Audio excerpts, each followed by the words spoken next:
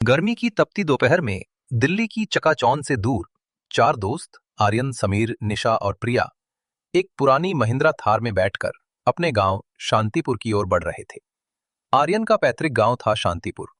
वर्षों बाद सभी दोस्त एक साथ गर्मी की छुट्टियां बिताने आ रहे थे और सबके मन में रोमांच और पुरानी यादों का एक खूबसूरत मिश्रण था। शांतिपुर, जैसा कि उसके नाम से ही जाहिर था, वाकई में बेहद शांत और प्रकृति की गोद में बसा एक सुंदर गांव था। चारों ओर हरियाली, मीलों तक फैले खेत और प्राचीन मंदिर, जो गांव के सदियों पुराने इतिहास की गवाही दे रहे थे। जब वे गांव में दाखिल हुए तो हवा में मिट्टी की सौंधी खुशबू और खेतों से आती ताजी फसलों की महक ने उन्हें शहरी थकान से मुक्त कर दिया। आर्यन के घर पर उनका जोरदार स्वागत हुआ। उसकी दादी ने स्नेह से उनके सर पर हाथ फेरा और आर्यन के माता पिता ने खाना खाने को कहा। समीर और निशा थोड़े संकोची थे, लेकिन प्रिया, जो थोड़ी ज्यादा बातूनी और बिंदास थी, तुरंत घुल मिल गई। अगले कुछ दिन हंसी मजाक, गप्पों और गांव घूमने में बीत गए। वे सुबह जल्दी उठकर खेतों की ओर टहलने जाते, दोपहर में नदी में नहाते और शाम को गांव के बच्चों के साथ खेलते। आर्यन का घर एक पुराने विशाल बरगद के पेड़ के पास था, जिसके नीचे एक चबूतरा बना था जहां गांव के बड़े बूढ़े बैठकर बातें करते थे। एक शाम जब वे सब चबूतरे पर बैठे थे, तभी उन्होंने गांव के कुछ बुजुर्गों को फुसफुसाते सुना। बात पीपल के एक प्राचीन पेड़ के बारे में थी जो गांव के पूरब में स्थित था। रात को उस पीपल के पास कोई मत जाना, एक बुजुर्ग ने दूसरे से कहा। प्रिया ने अपनी उत्सुकता रोक नहीं पाई और पूछ बैठी, क्यों दादाजी, क्या बात है उस पीपल के पेड़ में?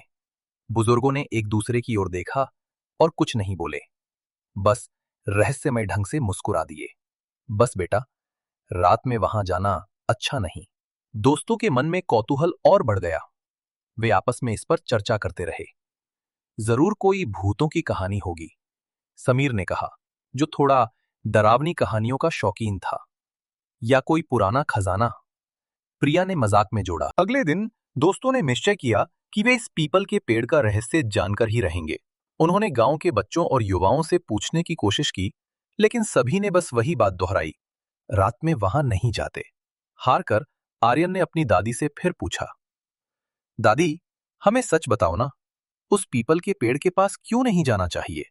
बहुत पूछने पर दादी ने उदास होकर बताया, बेटे, वहां एक ब्रह्म राक्षस का वास है।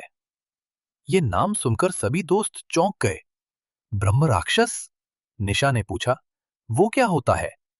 दादी ने बताया कि ब्रह्म राक्षस एक ऐसी आत्मा होती है जो ज्ञानवान ब्राह्मण होती है, जिसकी मृत्यु अप्राकृतिक रूप से या अज्ञानता में होती है और वो अपनी इच्छाओं को पूरा करने के लिए भटकती है। वो बहुत शक्तिशाली और क्रोधी होता है।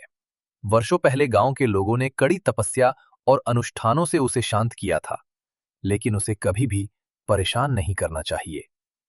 दादी की बातों से दोस्त थोड़े डर गए, लेकिन उनकी उत्सुकता अभी भी चरम पर था। आर्यन ने कहा, दादी, ये सब पुरानी बातें हैं, आजकल ऐसा कुछ नहीं होता।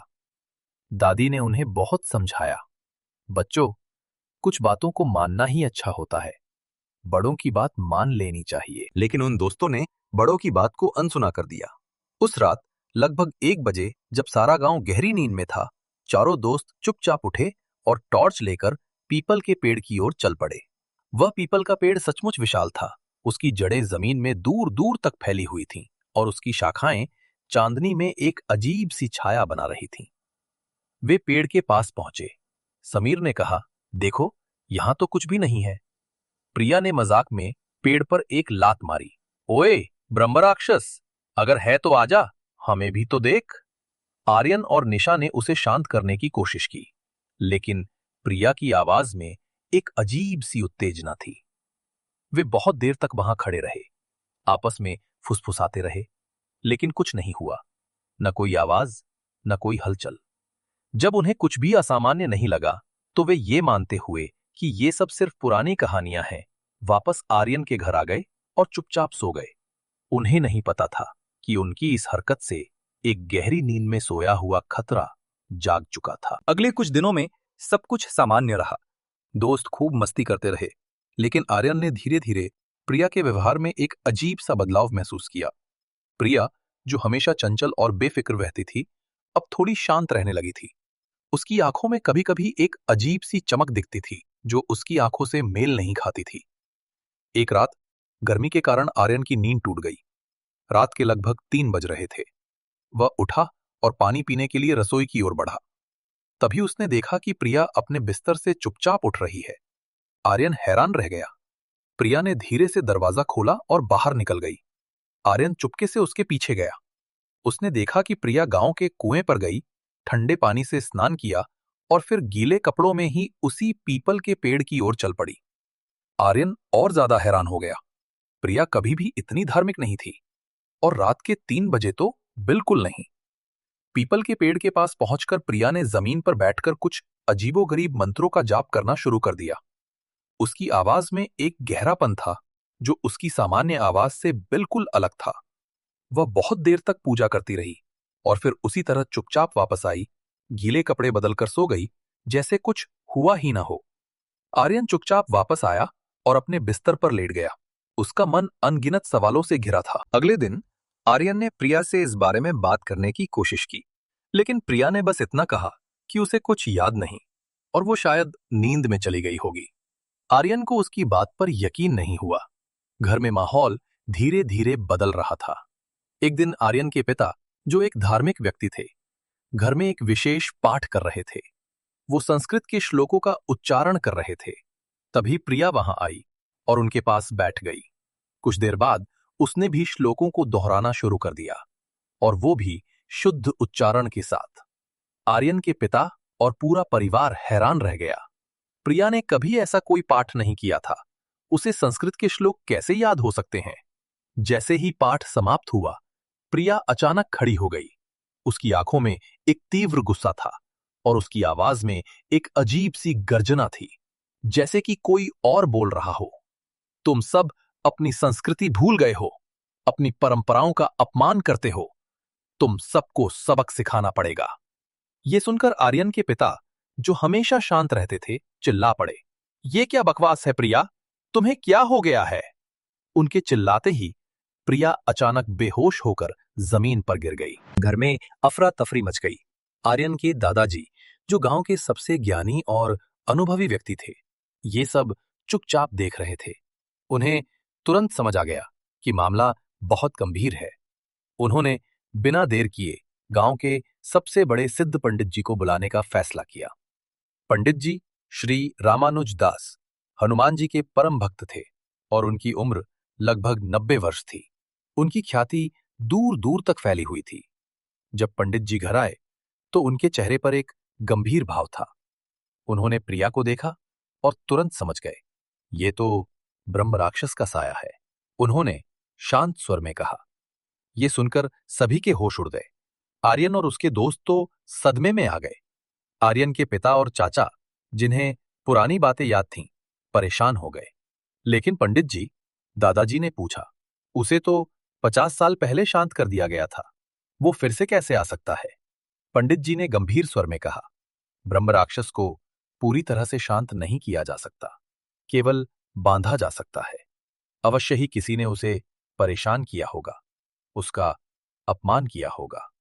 ये सुनकर आर्यन के दोस्तों के चेहरे सफेद पड़ गए। आर्यन के पिता ने गुस्से में पूछा, किसने किया ये? सच बताओ। डरते डरते आर्यन ने सारी बात बताई कि कैसे वे रात में पीपल के पेड़ के पास गए थे और कैसे प्रिया ने उस पर लात मारी थी। क्या? आर्यन के पिता क्रोध से लाल हो गए और उन्होंने आर्यन को जोरदार थप्पड़ मारा। जब मना किया था तब भी तुम लोग गए। तुमने पूरे गांव को खतरे में डाल दिया। दादाजी और पंडित जी ने उन्हें शांत किया। दादाजी ने हाथ जोड़कर पंडित जी से कहा, पंडित जी, अब आप ही कुछ कर सकते हैं।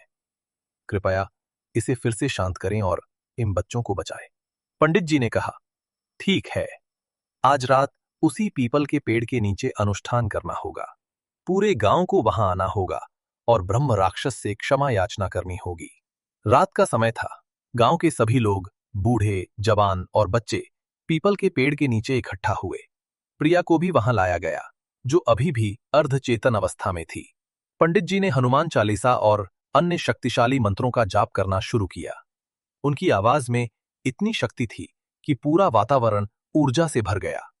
जैसे जैसे पूजा आगे बढ़ी, पीपल के पेड़ से एक भयानक गर्जना की आवाज आने लगी। हवा तेजी से चलने लगी और पेड़ की पत्तियां तेजी से हिलने लगी, जैसे कोई अदृश्य शक्ति उन्हें हिला रही हो। ब्रह्म राक्षस की आवाज पेड़ से गूंजी, मेरा अपमान किया है, मुझे वर्षों की शांति से जगाया है, मैं किसी को नहीं छोड़ूंगा। पंडित जी ने अपनी आवाज और ऊंची की और मंत्रों का जाप तेजी से करने लगे। गांव के लोगों ने भयभीत होकर हाथ जोड़े और जोर जोर से क्षमा याचना करने लगे। आर्यन और उसके दोस्तों ने भी रोते हुए माफी मांगी। धीरे धीरे गर्जना शांत होने लगी। पेड़ की हलचल कम हो गई और हवा स्थिर हो गई।